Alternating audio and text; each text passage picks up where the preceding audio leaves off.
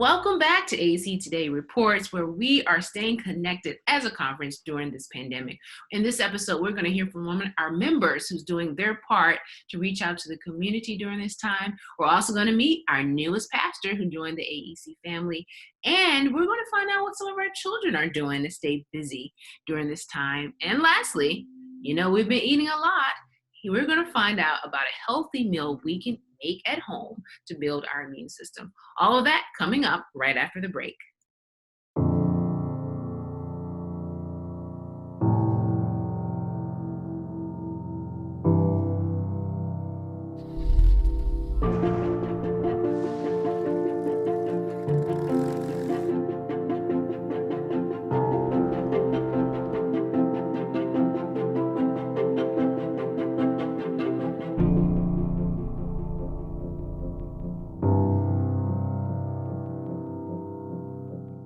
Welcome back to AEC Today Reports, and we're happy to have with us a special guest. This is Deborah Whitfield. How are you doing?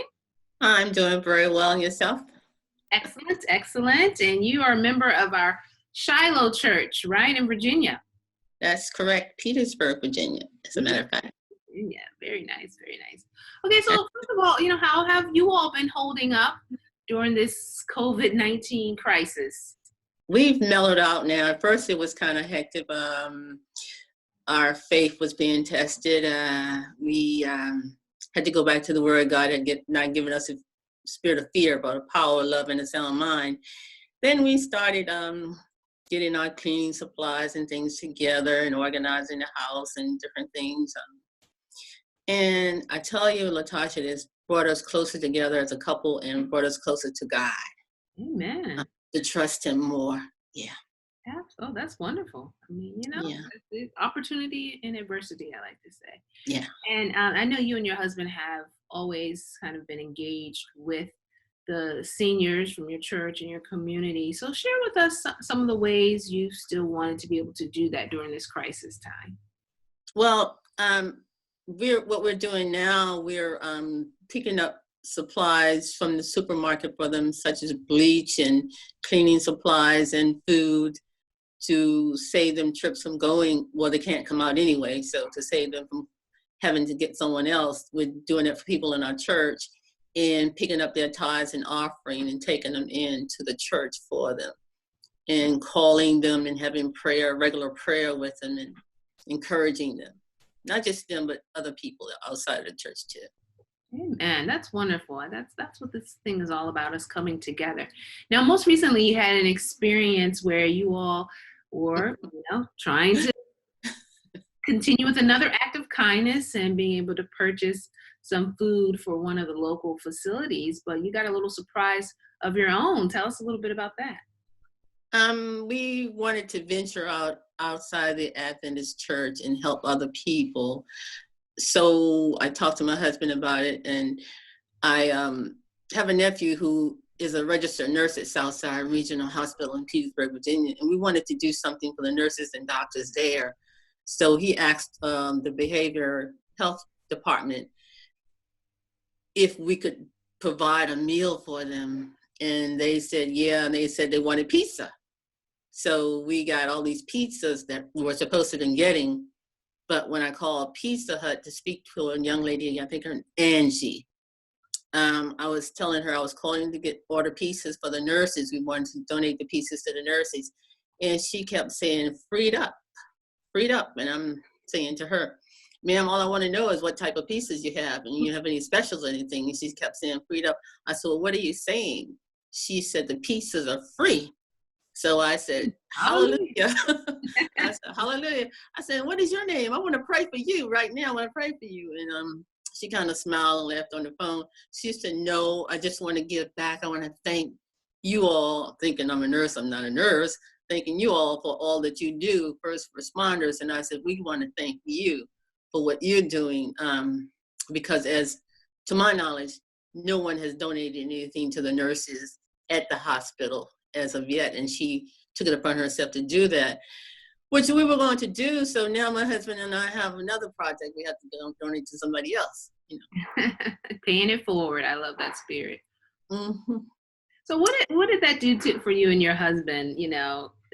you're trying to do something for a group of people, and then, all of a sudden you find out that kind of being turned back on you when someone's doing something nice for you. Well, it kind of stunned me and surprised me. I just wanted to thank her and pray for her continuously, which we did, and I'm still doing. It just warmed my heart to know that there are people coming together in spite of this pandemic to show love and appreciate one another. And I spoke with Angie again this week. I just want to continue to pray with her and pray for her. She doesn't profess to be a Christian and of no denomination, which is okay. It just drew me closer to her and other people at the hospital. And when we sent the pieces to the hospital, they came to get them, they immediately text us back saying, "You're the best aunt and uncle in the world, and the department, thank you." And I'm saying, well, we didn't do it. The lady at Pizza Hut did it. You need to thank her. So I'm getting a card for them to sign. There was like 20 of them to sign the card to show Angie their appreciation. Oh, that's so great. What she did. That's so great. We want to shout out Angie from Pizza Hut. Yeah. For giving back to some of our frontline workers there at the hospitals. And, just in general, why do you think it's important for us to have that giving spirit during this time? So many of us can get absorbed with, home and making sure home is okay. Why is it important for us to reach out to you? Because for me, Latasha, this may be the only Jesus that anyone will see. They may not be able to sit down and read and study the Bible like we do. They may not be able to have someone to come and pray with them like we do on the phone or by Zoom while we're having prayer meetings and Sabbath school together. They may not have that opportunity. So it's important for me to give back to the community, not just to Adventists, but our neighborhood and whomever the Lord impresses us to do so with. Amen. Absolutely. What a witness. And I'm so glad that you were able to share that story. I think it's, like you said, it's so important for us to right now, be the hands and feet of Jesus. Yeah. The need is so great right now. And so we applaud you and your husband, not just for what you're doing during this crisis, but what you do all the time for individuals in your community. We also sent food to Arizona. Arizona, yeah. There was a couple with children and their sons loved noodles, ramen noodles or oodles of noodles, and they couldn't find any. So we sent a lot of cases to them. Oh, expensive, so we sent that also. And you have no idea how something like a little package of ramen noodles can bring someone so much comfort, especially when they couldn't find them. So, yeah. Thank you. Thank you for being an inspiration to so many of us, reminding us to look for ways to give back, no matter how great or small. So thank you so much. We'll be praying for you guys there in Virginia. Thank you. We appreciate that. Let me say something about the nurses at Southside. They have a monitor on the wall. They have God has used them to release over 30 individuals that had the COVID-19 that they have been healed and delivered. So that's one of the reasons I wanted to do something for them, because it's never talked about what the nurses and doctors are doing there. So. Yeah. Okay. Awesome. Shout out to Southside. Yeah. Thank you so much for sharing with us today. And we like to thank you all for staying tuned to AEC Today Reports. We'll take a quick break.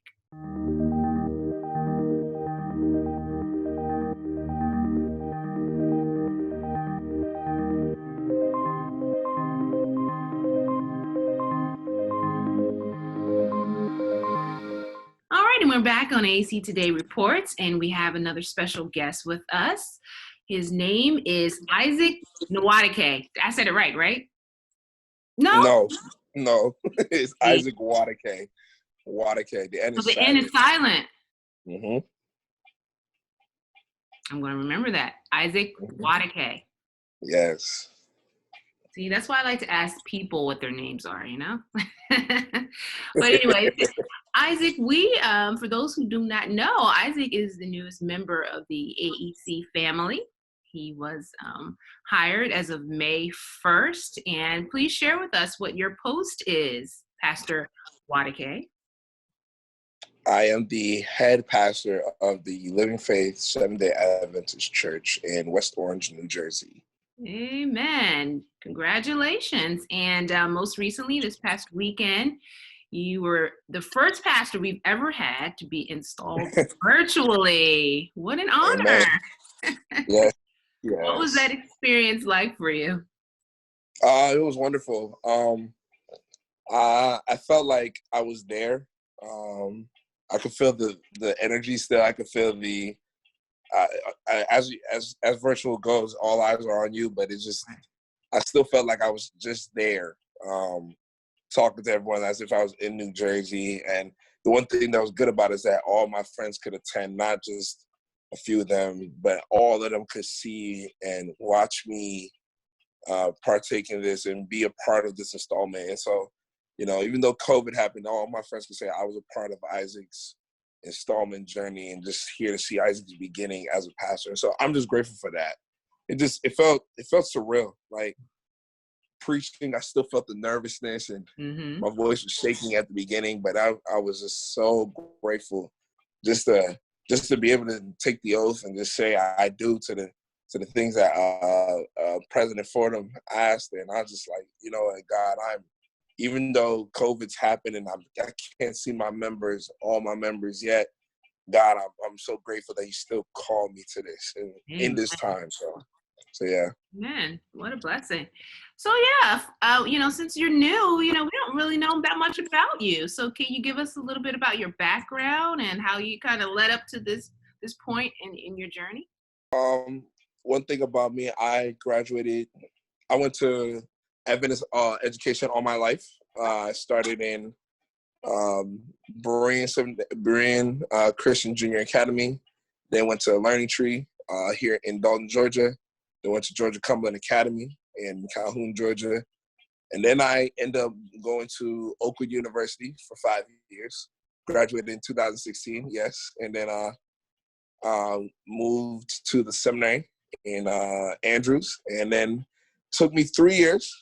Graduated in the August of 2019. I had a little bit of a difficult process of getting my diploma. And so I got my diploma in January of 2020. Okay. But even though I graduated that August of 2019, but I was grateful just to be done. And so, yes, and my ministry starting into ministry, I started preaching at the age of 12. Wow. At the age of 12. You still remember your first sermon? My first sermon was reading the books of the Bible, was announcing the books of the Bible in memorization and from memory, so not announcing them from memory at a talent in Berean Seventh-day Adventist Church. And then my actual first sermon was when I was 14, my 8th grade year.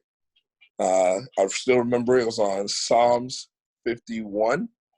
Yep, wow. Created me a heart and renew a right spirit within me. I said, because David did not want to become like Saul in the moment that he had messed up like Bathsheba. And so that was my ministry start. And then the kickoff to what told me that I wanted to be a pastor was when I did a missionary work at the age of 17 in Nicaragua. I was preaching and the Lord used me in different ways. And I saw, people always say, like, when you do missionary work in other countries, you really see how God works and you see the battle and the great controversy. And I truly did there, because as we were there, we saw demons attack and all that stuff. And wow, God used me in different ways. And that's when I said, I want to do this for the rest of my life. And that's what started the process on going. So, yeah. Amen. What a journey. I love it. So you knew from a very young age that this is where you would end up one day. And now at the age of 17 is when I chose it. When I chose to say, this is what I want to do. And it's been a journey since. 10 years. 10 years into the making. Amen. Okay, so tell us, what are some of your plans? What are some of your ministry goals at this church, Living Faith? I have a lot of big goals. I'm a big thinker. A lot of my friends know me. They're like, you want to do the impossible or reach the impossible. I want to make Living Faith pretty much, if it's possible, and by the grace of God, I want to grow Living Faith to where the fact to in the next 4 to 5 years that where when you hear West Orange, New Jersey, Living Faith Seventh-day Adventist Church is one of the main highlights of the city. I want to grow Living Faith to be a safe haven for the poor, the sheltered, for those that are hungry, for those that need education or after-school education. I want it to be a place where it's not just a church, but it's almost a resource for the city. I want to grow our membership to where we might have to make 2 churches if it's possible, just so we can spread around, so we can spread to all around. I want to grow Living Faith in a way that I want to grow Living Faith in a way that will legit change New Jersey and the area around. Because I truly believe in the commission that God says to create and make disciples. And wherever I've gone, I always tell myself that I want to leave the place known and leave the place saying we tried and we did make a change. And finally, I get to be in a place where I can implement that and do that. So, yeah. Amen. Well, looking forward to that. And, you have a challenge getting to know your church family kind of remotely first. Yeah, that is.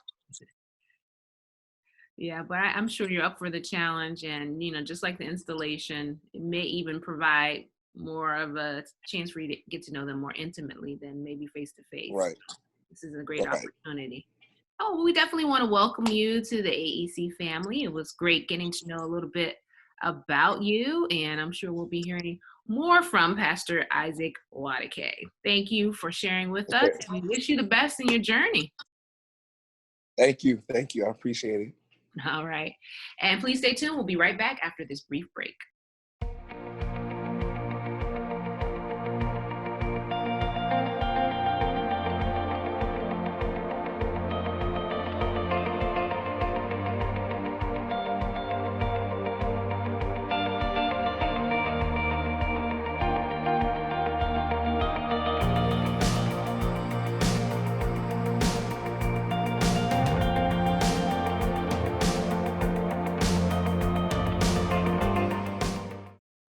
We're back from our break. Thank you for staying tuned to AEC Today Reports. And we have with us some special guests from New Jersey. We have Paula Johnson Case. Hi, Paula. Hi. And we also have her son, Jacob Case. Hi, Jacob. Hello. So tell me, how are you guys managing during this quarantine time, being in home? How are things going for you all? Well, I'll let Jacob go first. You want me to go first? Okay. All right. So I've been working from home, and Jacob's been doing his homeschooling. It's a new normal. Yes. It's a little uncomfortable at times, being at home for the majority of the day. But we're coping. It gets overwhelming at times, but I think we're coping. All right. And Jacob, what about you? Well, right now it's going pretty terrible for me. Aww. I can't communicate with my friends. I can't play with them, and I'm not really even talking to them because I'm just using the computer. I understand. That is tough, Jacob. I can only imagine what that's like for you guys. But I hear that you're finding a way to kind of get your mind off of that and staying engaged. And what's one of the ways that you're doing that with your mom right now? One of the ways that I'm doing it with my mom is cooking. Cooking. So, first of all, how old are you, Jacob? I am 9 years old. Oh, okay. 9. I have a 9-year-old as well. And so you like to cook. What kind of things do you like to cook? What kind of things have you guys been cooking? We've been cooking, well, behind the scenes, I've been cooking fried chicken. Oh, okay. Fried chicken. One of your favorite things to make, I hear. Yes, it is. All right. Nothing like that comfort food. So he's been doing the fried chicken. If you've seen some of the videos that we've posted, we've been frying plantains, we've been making oxtail, we've been making salads, and we've also been making some simple snacks. So there are a lot of things that we've done. Oh, and smoothies, yes, thanks for Ooh, I love reminding me. smoothies. Yes, there's some simple things that we're doing and some complex things that we're doing. But one thing that I want to say is he is more natural when the camera is not on him. Of course. I understand how that goes. Yeah. He prefers not to be on camera as much, but he's making it work. All right. Now I understand that you're going to demonstrate something that we could possibly make at our house. Are you ready to do that for us? Share with us. Yes. So I'll have Jacob explain what we're gonna make while I get the objects. Okay. I'm sorry, the rest. What are we making, Jacob? What are we doing? So today we're going to be making a banana split.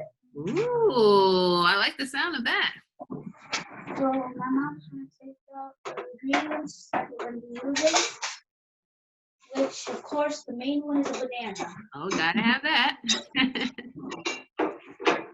So we're going to take out our plate. And we already washed our hands. Very good. Very good. So just one banana. Okay. Go ahead. So You we're can going talk. to be using one banana. We're going to peel it first. I have to take all the skin off of it.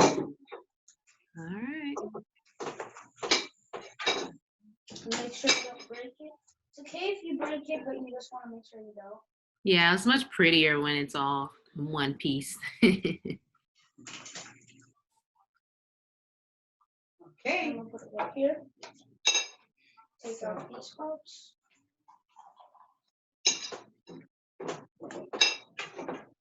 And so with our show, we like to explain. Sometimes the process is a little lengthy. Okay, what should I do next? So we're gonna put it in the middle. We're not gonna cut it like this. We're gonna cut it like this. Okay. And then we're gonna cut it in half. Okay. You might break You're it. cutting it right down the middle? Okay. I think it's been years since I made a banana split.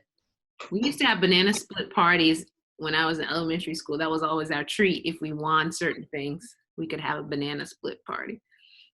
So this is our second time making a banana split, right, Jacob? Yes, it is. Yeah. Do you need help? Mine broke. It's okay. All right, I'll help you. Yeah, once you cover it up with all that ice cream, or are you using ice cream? Yeah. You won't Yes, even we notice. are. Okay. All right. So what are we gonna do next? Next we're going to put the banana in the bowl. We could put some food at the bottom first. Oh, yeah. So you can take what fruit you want. So Tell her what. there's blueberries and strawberries and raspberries. I love all of those berries. We're going to put them at the bottom because you also have to freeze it when you're done. You Ooh. have to freeze it, but if you want the strawberry, you want the fruits to be frozen, then you can put it in the freezer. That's cool. Okay. And it looks pretty, all those colors together. Yes, it does. So next we're gonna put our sliced banana. We're gonna put our sliced banana in our bowl with the fruits in it.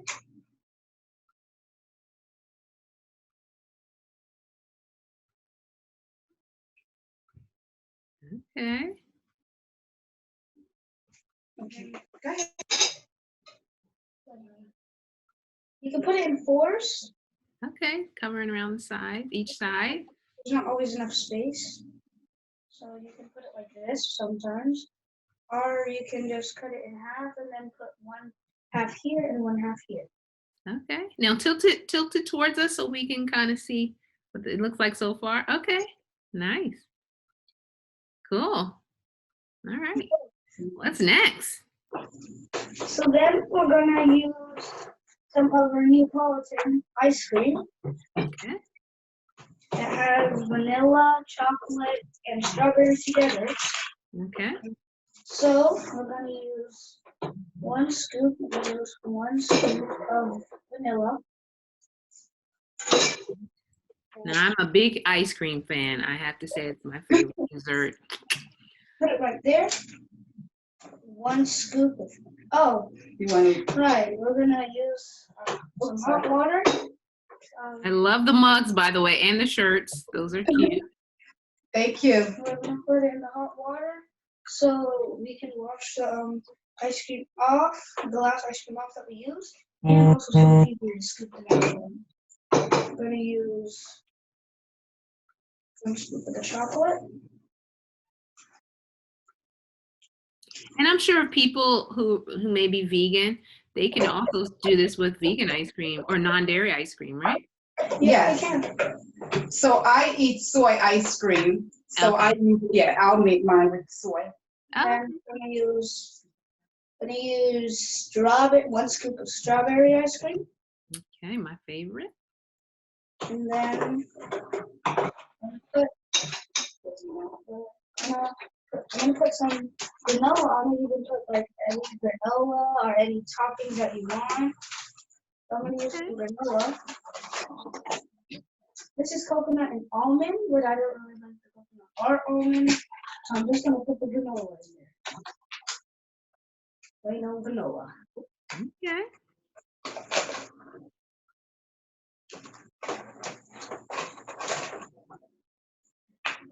And then, well, you can, there's also flake coconuts, but I'm not gonna use that, because I have red back.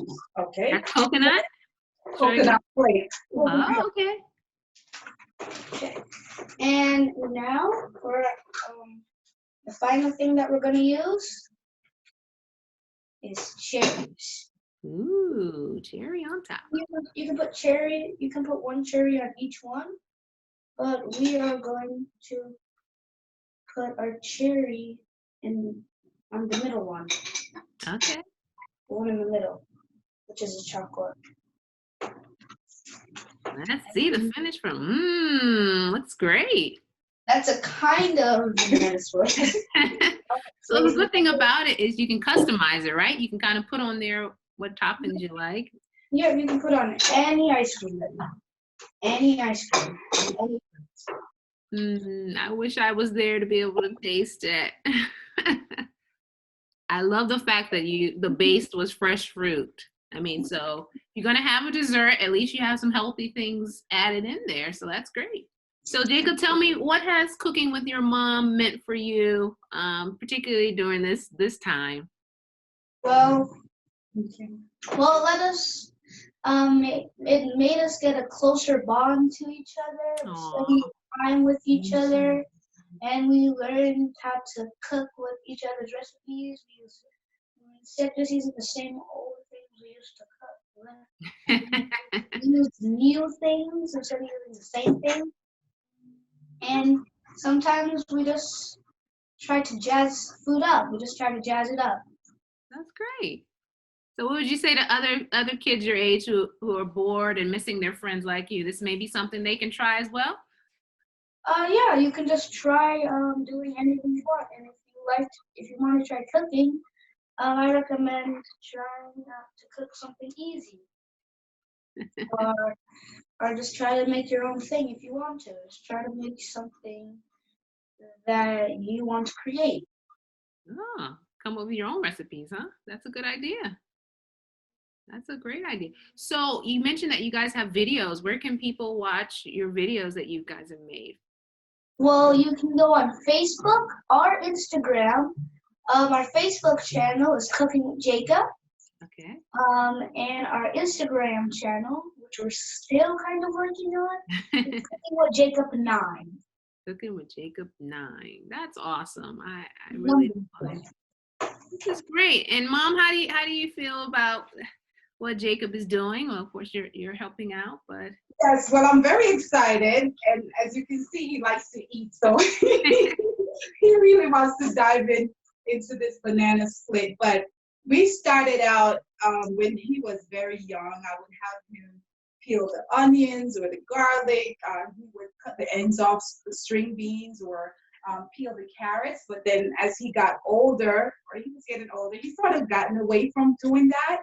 And when we found out that we were going to be in quarantine for an initial 2 weeks, I said to him, okay, well, this would be a great time to go back and, and start Absolutely. in the kitchen. And so, and then I said, okay, let's do it and post it. And we were just doing it for fun, we weren't paying attention to lighting or editing or whatever. They were just raw videos of him doing it. And then the more that we did it, then I realized that he was more attuned to being in the kitchen. So he'll get up and he'll fix breakfast. He doesn't wait. All right, Jacob. To fix him breakfast. He'll bake stuff in the toaster oven. He won't light the stove, so he'll ask us to do it, but he's not afraid to cook. And so it turned out to be so awesome. And he's gained so many skills. He's learned to use all the kitchen gadgets that we have. Jacob, what are some of the gadgets that you learned to use? He's crunching away. I learned how to use the orange squeezer, Okay. the blender, the lemon squeezer. That's all I could think of right now. Yes. And he's been improving on his knife skills. And Okay, yeah.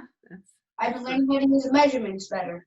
See, this is also a learning opportunity, and this is why I like that you guys are doing this, because not only are you bonding closer together, but he's also sharpening up. There's a lot of math is involved. I always tell my girls who love to bake, when you're measuring things out and you're looking at fractions, you're learning a lot in the process. So this is a great activity that you guys. And it's also a science. I think he's a scientist at heart. He likes to mix things, and so he's seeing how when we mix the different ingredients, how it comes together.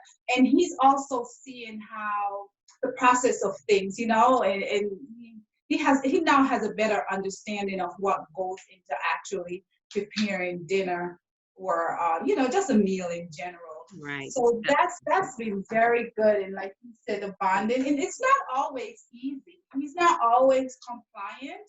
Right. He's only 9. Yeah. We know how it goes.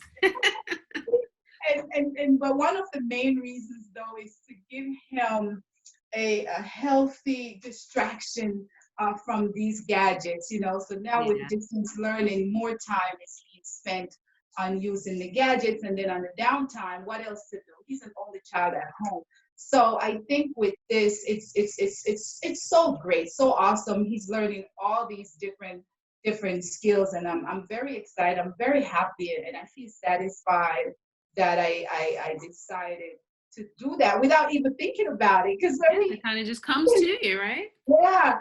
And when we created the Facebook page, it was Jacob who went and found out that there's another one. What did you find? There's another Jacob. Cooking with Jacob. Cooking with Jacob. Oh wow! Okay. Yeah. Since 2017. Wow. So he did that little research on his own. He went and he Googled it, and he brought it to my attention. I said, "Oh well, you're still a Jacob," and he was thinking that it was copyrighted or. Oh, look at you! Watch out, Jacob. Yes, he was having those conversations with me. So it was a spur of the moment thing, but we're very happy with how it's progressing. And he has a tendency not to speak up, So then we're like, what's next? Do we need to focus on public speaking, to sharpen those skills? So many different things that can come out of this. And we're just very excited that we started and we continue. Yes. Yeah, and we've had some time to do that. And we thank you guys for sharing. Jacob, keep up the good work. I mean, you're really making me a little jealous there, eating that banana split there. Do you want to show her? Look, it's almost done. Is there any love? Wow. Yeah. So now we know how quickly it can be consumed once you make it. But yeah, keep up the good work. Keep cooking, Jacob and Mom. Great job. I hope some of our other parents out there can maybe see this, and maybe this is a hobby or an activity you can take up with your children and teaching them a new skill in the kitchen. Thank you guys so much for being with us. We appreciate it. Thank you. Thanks for having us. Our pleasure. And stay right here. We'll be back after this quick break. The Bible tells us in 2 Chronicles chapter 7, verse 14, "If my people, which are called by my name, shall humble themselves and pray, and seek my face, and turn from their wicked ways, then will I hear from heaven, and will forgive their sin, and will heal their land." If there were ever a time that we needed to come together in prayer, it is now. Therefore, our president, Elder Henry Fordham, is calling on you to join us as we band together in prayer. Pray corporately with us every day at 12 p.m., and in addition, 3 times a day. We believe that God will honor the faithfulness of His people as we band together in prayer. Please pray with us and watch God move. All right, we thank you for staying tuned in to AEC Today Reports. In our previous segment, we were learning about some comfort food with Jacob, but now we're going to learn about some healthier food that we can incorporate into our diets during this quarantine. And we have a very special guest with us, Miss Juanita Alexander Jones. How are you? I am well today. Thank you for inviting me in. Yes, and she is a certified vegetarian cuisine instructor. Is that correct? That's correct. Yes. So you can give us some ideas of some healthy meals that we can prepare, particularly during this quarantine. And can you share with everyone why it is important more than ever for our diets to be particularly healthy for our immune system, especially during this time? Yes. Let me preface by saying it is important for us to have a healthy lifestyle, period, of which the diet is included. We need to balance everything. So if we're eating properly, not getting enough rest, not being stress-free as best as possible, those other things still can break down the immune system. So we want to be sure that we have a healthy lifestyle, that we're getting adequate amounts of water, which helps the transmission of all the neurotransmitters and everything that has to do with the body functioning well. We also need to have the proper amount of exercise. We need to get plenty of good rest, and we need to turn things over to a higher power so that we can be calm, our bodies can develop homeostasis, and we can have the best of health. Now, as it relates to nutrition is extremely important because what we eat, that's what we are. And we have to be sure that we get in a lot of good vitamins and minerals. These are our micronutrients. These are the building blocks for an enhanced, a strong immune system. Especially with the COVID-19 virus, our bodies need to be able to resist an attack by this virus. There are people who have had the virus and they are asymptomatic. They've had no symptoms. Mm-hmm. Others have had mild symptoms. Of course, there's some who required extensive hospitalization. Right. And of course, there's some that where they've lost their lives. But if we do the best that we can trust God to do the rest. So the nutrients the key nutrients that are important for an enhanced immune system would include zinc and selenium, my flowers mixed with my vitamins. It would include folate, vitamins A, D, C, E, and I'm forgetting one, copper. So the recipe I chose today to show, if ever there could be a panacea for all of these micronutrients to be in one great tasty dish, this would be it. I'm going to talk about it in its simplicity, and then we're going to do some kitchen science and build it a little bit. Oh, this is exciting. So what are we making today? What's the basis that we're going to make today? It's spinach soup. And it may not sound very tasty, but I guarantee you it is truly a wonderful soup. And I'm going to talk about the various applications for this soup as we go into the preparation. All right, awesome. Let's do it then. I'm anxious to get started. I mean, I love soup, and I feel like it's one of those quick ways to get a lot of things packed into one dish. So, And it is this particular recipe can be eaten warm, or it can be eaten as a vichyssoise, a cold soup.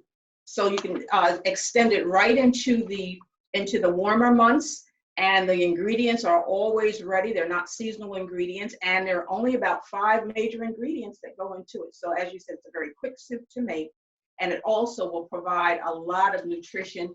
And we don't want to eat anything that's healthy for us if it doesn't taste good.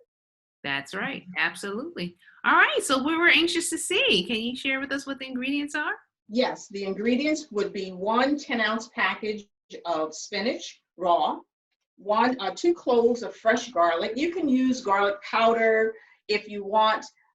For me, as long as I can get ingredients fresh, that's what I want to use. It really builds flavor. I would caution against using garlic salt because it adds too much salt to the product. You can always manage the salt on your own. 2 tablespoons of scallions or sweet onions. You would want to have unsalted seasonings, and those seasonings would be of your choice. Today, I'm going to use Spike.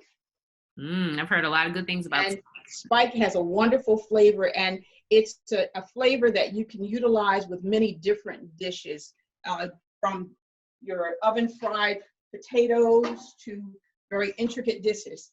I'm also going to use an organic vegetable blend. This comes from BJ's, and it's an unsalted product. It has a lot of wonderful herbs and spices, and I like that it has some citrus in it, so that really helps boost the flavor of products.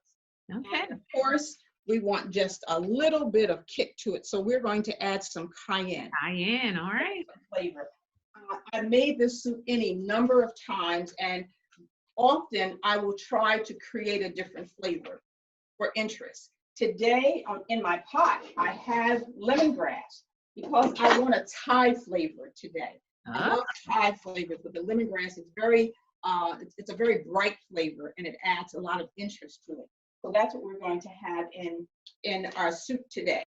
Also, you need 4 stalks of celery. You need to have them rough chopped. And here you can see that the celery, let me just get it. Yeah.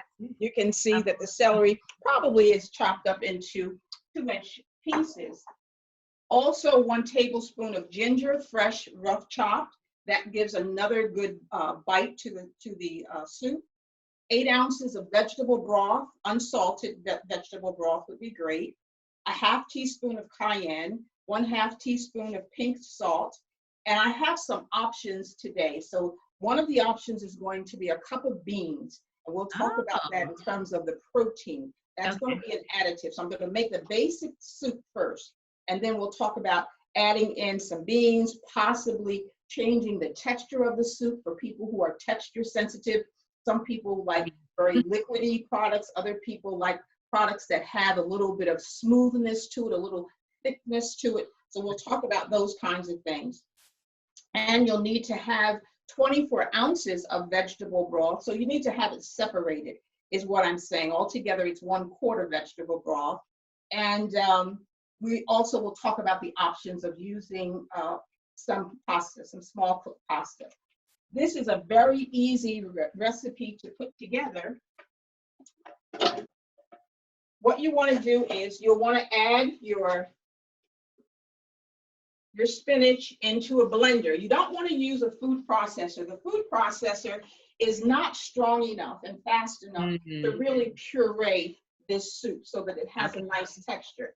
If you have a Vitamix, if you're fortunate to have a Vitamix, then what you will want to do is you can leave it in the Vitamix and just complete blending it until it's heated. If you're looking to heat it. So I'm getting some, gonna push the spinach down in it. In fact, probably should have put my celery in first because the celery has weight. Right. It'll start to grind first. So we may have to tweak it just a little bit, but I'm going to put in my celery. You only want to add enough vegetable broth to get it going, because when you put too much liquid in products, especially when you're trying to puree them, it ends up having to run so much longer. So I have 8 ounces of the vegetable broth to go in, and I'm still going to have to use this end to get my product down into my blades. Okay.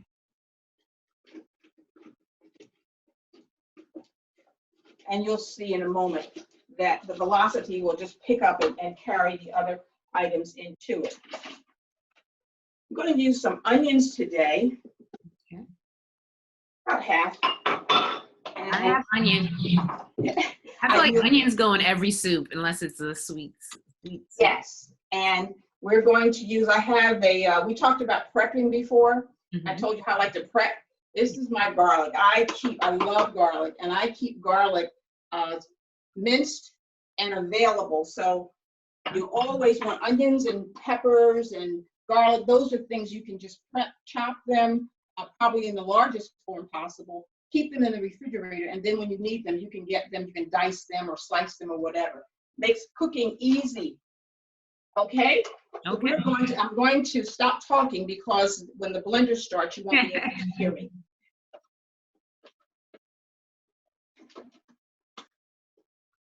I'm going to add the rest of the spinach. I don't know if you can see that it picked up the spinach and brought it down into a more creamy. What is that you're adding again? What is that you're adding? This is just the rest of the spinach. Oh, okay. Yes, I'm going to add just a teeny little hit of water.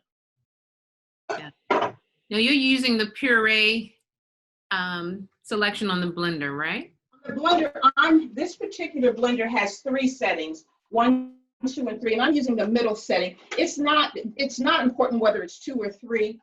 You can sometimes, if it's turning too fast, before it catches the product and really starts to move the product, that could be a problem. So I start in the middle, and then you can always build it up to the highest velocity.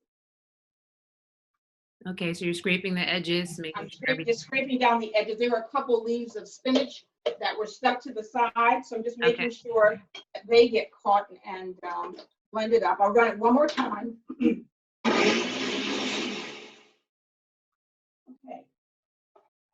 So I'm going to give you a look at the consistency.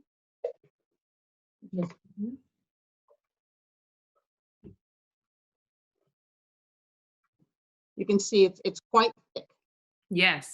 Okay. Okay. But this is your base, because you're putting it in the pot, and in the pot you have 24 ounces of liquid. Now, will this work in like an Instapot or a crock pot, or you prefer it being on the stove? And you see how fast this works. It's not worth taking your Instapot or crock pot out. Okay.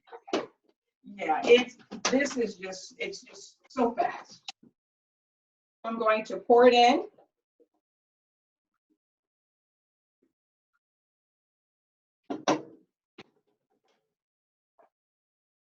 Stir it around.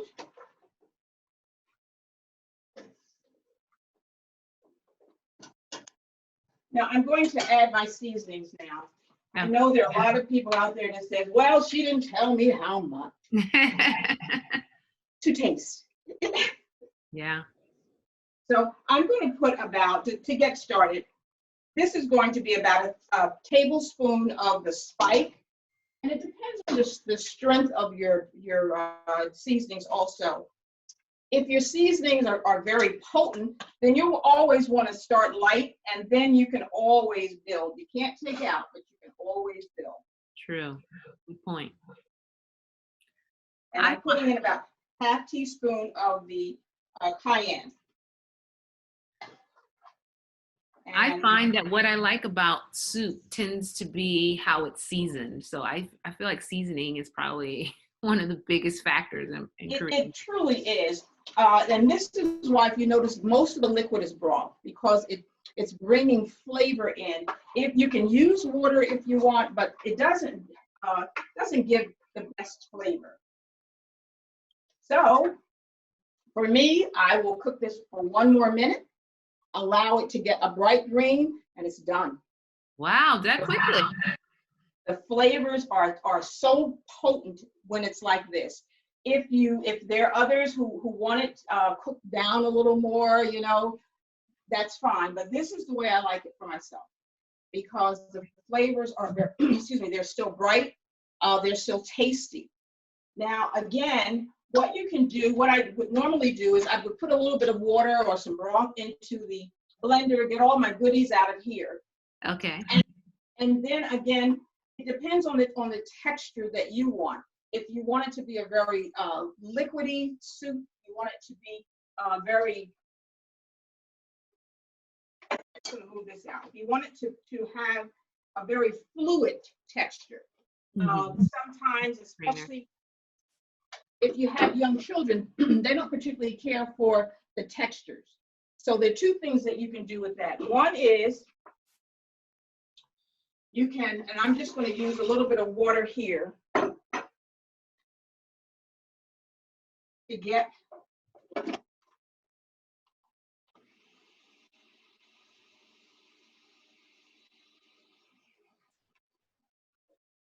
most of the soup off the sides. What I have here is I have a cheesecloth and a strainer, and I'm going to strain this. Now, I don't do this because I want the pulp. The pulp is great fiber. But again, when you're working with certain situations, young children, and perhaps one of the things to this particular soup is so full of nutrition. It is the Adventist version of Jewish chicken soup. Oh, okay. So many nutrients in here. So, but when you're serving someone who may not be feeling well and they cannot get in, they can't eat a lot or anything, you may want to just put this in a cheesecloth, and I'll show you the bowl. This is just plain liquid now, and you can see the green color, so you know that all the nutrients and things are in there. So for someone who says, too, I don't have much of an appetite, and you know they need to get nutrition in, you can always give them, I would say 2-3 ounces, not a whole lot, and especially just give them a little bit to see, because a lot of times when people don't have an appetite, if they see a lot of food, it takes the little appetite that they have. Right. So what you want to do is give them a little and let them sip on it.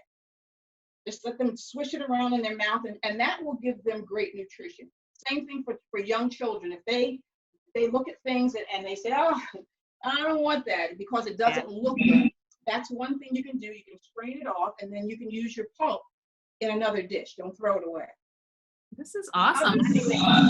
Yes. I love the fact that there's so many nutrients packed into this recipe and that it's so simple. And you talked about the fact that you can elevate it a little bit more by adding pasta or beans to make it more. Let me tell you, beans have every nutrient that we need for boosting our immune system, except for the selenium. Other than that, all of the folate, the vitamins A and E and C, all of those nutrients are in beans. And this is why I said to you that this is your simple recipe. Now, Right. if you want to pump it up to the next level, which I'm going to do today, we're going to add, and these are white kidney beans. Okay. Okay, and kidney, they're white. They're called cannellini beans, but they're really they're white kidney beans. And I'm just going to just put those in. I like to use the unsalted variety and keep the juice because that helps to give it just a little bit more thickening. Okay. Okay. This is great. And there, if you go online, you'll see a number of different spinach recipes. A lot of them are creamed recipes. So they'll use heavy cream, milk. If you want to do it vegan style, then what you'd want to do is you'd want to blend up some cashews, raw cashews, to add to it to thicken it and make it creamier.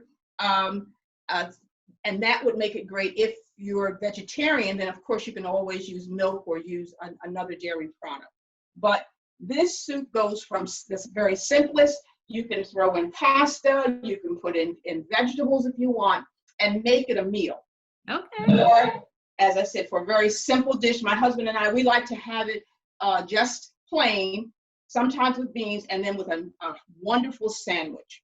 With a sandwich with plenty of vegetables and some diet cheese, some vegan cheese and things, and good bread. Always have to have, if you want to eat bread, eat good bread. I love bread. So, okay, this is great. I'm really excited about this recipe. And for those of you who are following along, we will put up the recipe so you can see it and adopt it however you like. But we thank you, Ms. Juanita, for sharing this. This is great. And now you're going to come back and share some other recipes with us at a later time, right? I am. Thank you so much for inviting me. No problem. And thank you. I'm excited to try it. I think it's something my whole family will enjoy. All right, guys. We'll be right back after this break.